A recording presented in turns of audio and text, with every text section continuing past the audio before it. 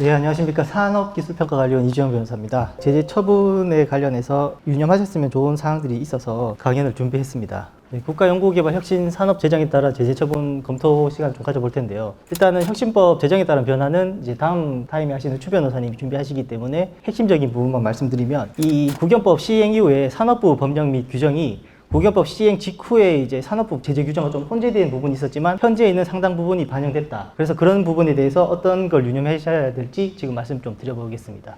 주요 변경사항 부분을 한번 보면, 먼저 제재 처분 기준이 일원화됐는데, 그 부분에 관련해서 기존에는 이제 참여 제한 같은 경우에, 그리고 환수금 같은 경우에 처분이 전담 기관을 통해서 이루어졌고, 그 후 제재 부과금이 산업부를 통해서 이루어졌습니다. 그런데 이게 혁신법령이 들어오면서 중앙행정기관장이 제재 부과랑 참여, 그 다음에 환수 처분을 다 하라라는 취지로 변경이 돼버리는 바람에 제재 처분 주체가 중앙기관장으로 한정됐고, 전문기관은 그래도 여전히 제재 처분 업무를 지원하고 있습니다. 그렇기 때문에 예전과처럼 참여 제한과 환수금이 이루어진 다음에 제재 부과금이 이루어지는 게 아니라 일시에 다 이루어집니다. 그렇기 때문에 절차적으로 좀 간소화된 부분은 있다라는 거 유념하시면 될 것 같습니다. 그리고 참여 제한이 공개되는 규정이 생겼는데요. 참여 제한 처분 기간이 5년 이상이거나 이미 지급한 정부 출연금의 3배 이상이 되면 처분이 공개가 되게 됩니다. 그리고 이제 권익 보호 측면에서의 절차가 좀 강화됐습니다. 예전에는 이제 제재 처분에 대해서 이의가 있으면 해당 부처장의 재검토를 받도록 이렇게 규정이 있었는데, 이 부분에 더해서 과기부 산하의 연구자 권익보호위원회가 신설됐기 때문에 제재 처분에 대해 이의가 있으면 연구자 권익보호위원회를 거치거나 혹은 중앙기관장의 재검토를 거치는 방법으로 선택을 할 수 있게 만들어 두었습니다. 그리고 부과 사유가 조정됐습니다. 기존에는 자유적인 제재 처분으로 참여 제한이 있었고, 그와 더불어 금전적인 제재로 환수 처분이 있었습니다. 근데 이게 변화가 생겨서 참여 제한은 그대로 있지만 금전적인 제재가 제재 부과금으로 변화하게 되었습니다. 그리고 과거의 유형이 제재 부과금이었던 게 이제 현 기준에서는 유형의 경우 환수 처분으로 바뀌게 됐습니다. 뒤에서 다시 한번 말씀드릴 텐데, 이것 때문에 이제 제재가 상당히 강화되는 측면이 있습니다.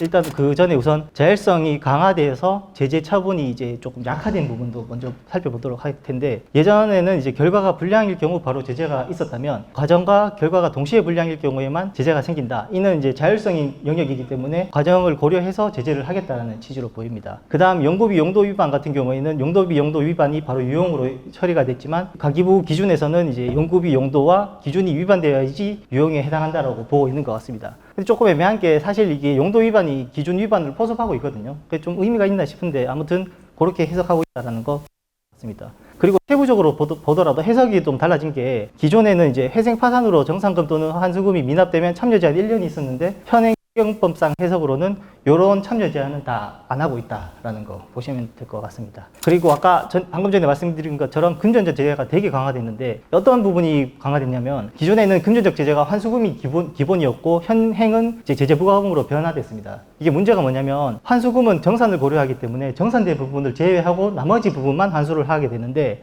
제재 부과금은 그런 걸 고려하지 않습니다. 정산을 얼마를 했던 간에 제재 부과금이 내려지게 되고, 또 하나가 기존의 환수금은 해당 연도 출원금이 보통 기본값이었습니다. 근데 국연법은 정부 지원 연구개발비 전액이 기본이기 때문에, 이게 물론 현재 이제 각 전문기관들이 해석상 해당 연도 출연금을 기준으로 어떻게든 제재 부과금을 하려고 하지만, 이 기조가 어떻게 바뀔지는 좀 눈여겨봐야 될 것 같습니다. 어쨌든 금전적 제재가 강화가 됐다. 특히 개인에 대한 금전적 제재가 강화됐는데, 이 환수 처분 같은 경우에는 출연금을 받은 기관을 대상으로만 환수를 했습니다. 근데 제재 부과금 같은 경우에는 기관 및 개인을 대상으로 부과가 됩니다. 그렇기 때문에 현재 이제 제재 부과금이 내려진다면 기관을 포함해서 개인에게도 다 부과되게 됩니다. 다만 그 비율에 있어서 통상 한 5분의 1 수준으로 부과되기 때문에 금액이 작을 수는 있지만, 개인한테 부과되는 게 적게는 수백에서 많게는 수천, 수억까지 갈 수가 있기 때문에 이거는 정말 유념을 하셔야 될 것 같고, 어쨌든 현행 지금 국연법이 적용되고 난 다음부터 개인에 대한 금전적 제재가 상당히 증가하고 있습니다. 좀 유념을 하셔야 될 것 같습니다.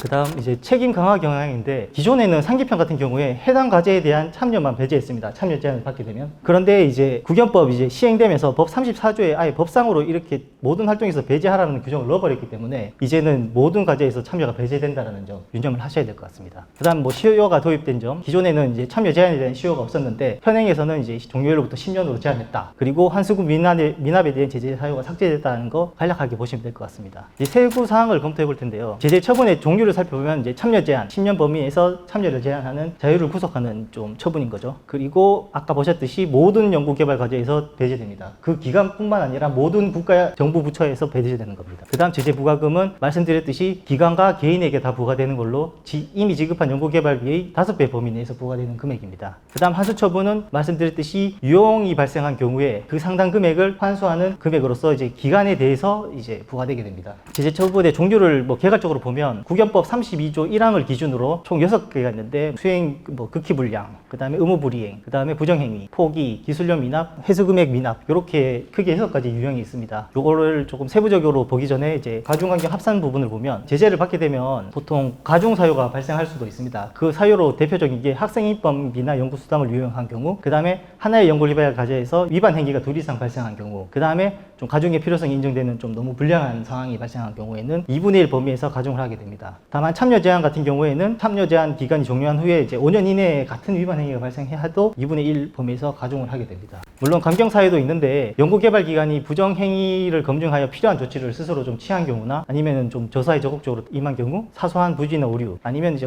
마찬가지로 감경의 필요성이 있는 경우에는 감경 사유에 해당하게 됩니다. 다만 이 합산 같은 경우에는 앞에서 살핀 거는 하나의 과제에서 발생한 경우에 가중이나 감경이 이루어지는 것이고, 과제가 둘 이상에서 이제 각각 위반 행위가 발생했을 때는 각각 가중 감경을 거쳐서 이 산출한 부분에 대해서 이제 더하게 됩니다. 다만 이제 참여 제한 같은 경우는 10년을 한도로, 제재 부과금 같은 경우에는 5년을 한도로 하고 있다라는 거를 보시면 될 것 같습니다.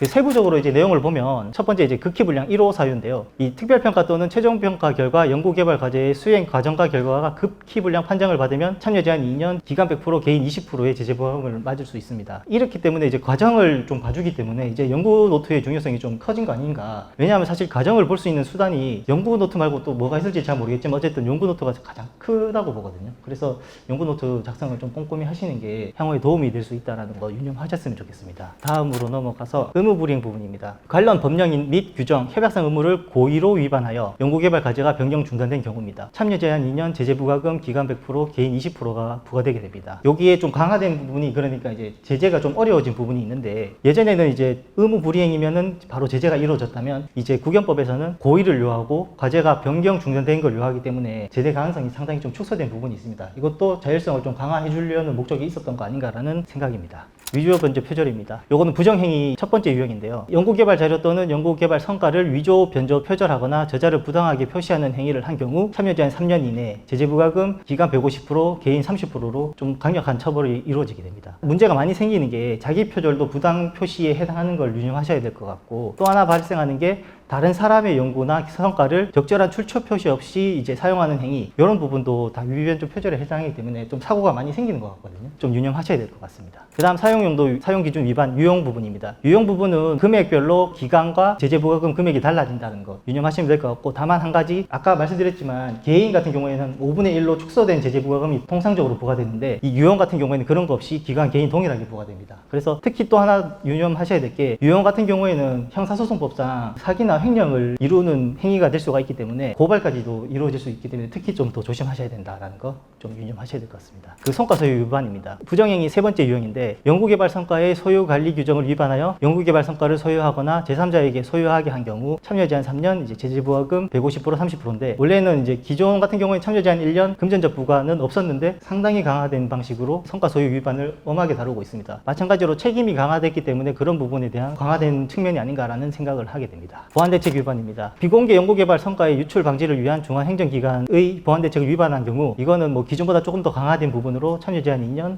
제재 부과금 기간 100%, 개인 20% 정도로 됐다라는 점. 마찬가지로 같은 네 번째 유형인데, 국내로 이제 보안 과제를 누설 유출한 경우에는 참여 제한 2년, 그 다음에 연구개발비 100%, 20%입니다. 다만 국외로 유출하게 된다면 참여 제한 5년에 정부 지원 연구개발비 250%, 그 다음에 개인 같은 경우에는 50%의 제재 부과금이 부과됩니다. 이거는 굉장히 강력한 사유고, 아시겠지만 별도의 형벌 사유를 구성할 수도 있기 때문에 유출 같은 문제는 좀 엄히 좀 보셔야 될 것 같습니다. 다음, 거짓 부정 방법으로 과제를 신청 또는 수행한 경우인데, 문자 그대로 이제 거짓 부정한 방법으로 과제를 신청해서 이제 수행하는 경우, 이때는 참여 제한 2년, 연구개발비 기간은 100%, 개인 20%의 제재 부과금이 부과됩니다. 참여 제한 기준으로 봤을 땐 기존보다 조금 완화된 측면이 있지만 어쨌든 여전히 처벌이 만만치 않은 항목입니다. 이것도 예시는 간략하게 보시면 될 것 같고요. 건전성 저해입니다. 이 건전성 저해 같은 경우에는 두 번째 연구개발비 사용의 건전성 저해가 요 하나 부분만 있었습니다. 근데 이번에 이 국영법에 오면서 조사 방해 행위나 생명윤리 위반, 연구실 안전 위반 행위가 추가됐습니다. 그리고 이 두 생명윤리 위반이나 연구실 안전 위반 같은 경우에는 금고 이상의 형을 요구하기 때문에 실질적으로 좀 제재가 발생할까라는 생각이 듭니다. 다만 이제 이 경우에는 이제 공통적으로 이제 참여 제한 2년, 기간 100%, 개인 20%의 제재 부과금이 부과되는데, 다만 이거는 여전히 아마 사고가 많이 나고 실제로 제재가 많이 이루어진 사유거든요. 보시면 세부적으로 증명자료를 위조, 변조하거나 사용 내역을 거짓 보고한 경우, 또 예를 들어서 이제 영수증을 위조한다거나 뭐 그런 행위를 했을 때 이 항목에 해당하게 됩니다. 의외로 사고가 날 수 있으니까 좀 유념을 하셔야 될 것 같습니다. 다음 이제 과제 수행 포기입니다. 연구자 또는 연구개발 기관이 정당한 사유 없이 연구개발 과제의 수행을 포기한 경우입니다. 이게 기존에는 저희가 이제 전체 기간에 대한 출연금을 전액 반납한다면 참여 제한도 하지 않았고 제재 부과금도 별도로 부과하지 않았습니다. 다만 이제 이러한 조건들이 다 없어지고 정당한 사유 없이 포기가 이루어지면 그 자체로 참여 제한 2년, 정부 연구개발비 기간 100%, 개인 20%의 제재 부과금이 부과되게 됩니다. 이때 또 종종 사고가 생기는 게 이제 연구 책임자가 이직하는 경우가 문제되는데, 이 연구 책임자가 이직하면서 과제를 같이 가져가거나 혹은 다른 후임 연구 책임자를 만들어 두고 간다면 문제가 안 되는데 그냥 무턱대고 가버리는 경우가 있더라고요. 그때는 이제 이 연구 책임자가 포기한 게 돼서 이 사람에 대해서 참여 제한이나 제재 부과금이 떨어질 수 있다라는 거 유념하시면 될 것 같습니다. 그 다음 기술료 미납 부분입니다. 정당한 사유 없이 기술료 또는 수익의 전부 또는 일부를 납부하지 않는 경우에는, 기존에는 1년 또는 2년 정도의 참여 제한이 있었는데 이제는 이게 더 강력해져서 납부 시까지 참여 제한이 걸리게 됩니다. 다만 별도의 제재 부과금은 없습니다. 그리고 회수금액 미납, 이거는 뭐 정산금 미납으로 보시면 되는데 똑같습니다. 기술료랑 똑같은 부분이기 때문에 동일하게 보시면 될 것 같습니다. 방금 전까지는 국영법에 있는 제재 사유였고, 그 다음 이제 산업부도 이제 산업부만의 제재 사유가 별도로 있긴 있습니다. 이거는 뭐 뒤에 그냥 읽어보시면 될 것 같고, 여기에 적용되는 케이스는 잘 없는데 적용되는 케이스가 하나가 있어서 그것만 말씀드릴 거고, 앞으로 보실 건 전부 다 참여 제한 1년이고 제재 부과금은 없습니다. 다만 이 제재 부과금이 없는 게 산업부에 관련된 산업기술혁신촉진법이라는 법이 아직